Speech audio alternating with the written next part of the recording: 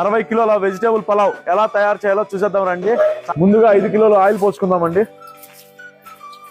దాల్చిన చెక్క 70 గ్రామ్స్, బిర్యానీ ఆకు 20 గ్రాములు, షాజీరా 50 గ్రాములు, అనాస్ పువ్వు 50 గ్రాములు, స్టార్ పూలు 50 గ్రాములు, ఇలాచి 80 గ్రాములు, సోంపు 100 గ్రాములు, లవంగాలు 50 గ్రాములు, మెంతాకు 12 గట్లండి,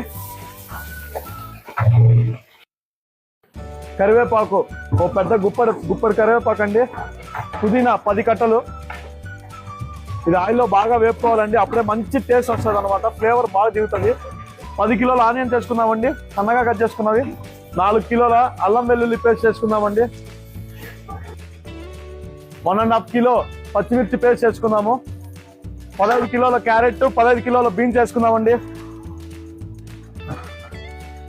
4 కిలోల ఫ్రోజన్ బటానీ వేసేసేద్దాం. 2 కిలోల 300 గ్రాముల సాల్ట్,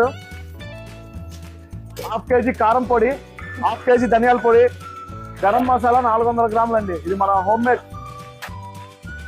5 కిలోల పెరుగు పడుతుందండి.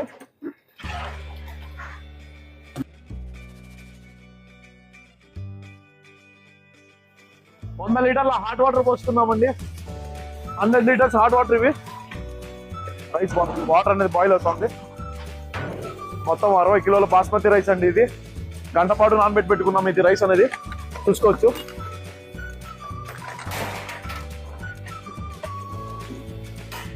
ఇప్పుడు దమ్ వేద్దామండి.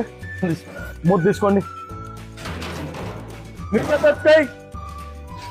ఇప్పుడు 10 నిమిషాలు హై ఫ్లేమ్ అండి, 5 మినిట్స్ స్లో ఫ్లేమ్ పెట్టుకుందాం. తర్వాత ఆఫ్ చేసి 1 అవర్ తర్వాత ఓపెన్ చేసి చూద్దాం ఎలా వస్తుందో. ఇప్పుడు 1 అవర్ అయిపోయిందండి. ఇప్పుడు దమ్ తీద్దాము, చూద్దాం. తిండి ముందుగా దేవునికి పెట్టాను. అదిరిపోయింది.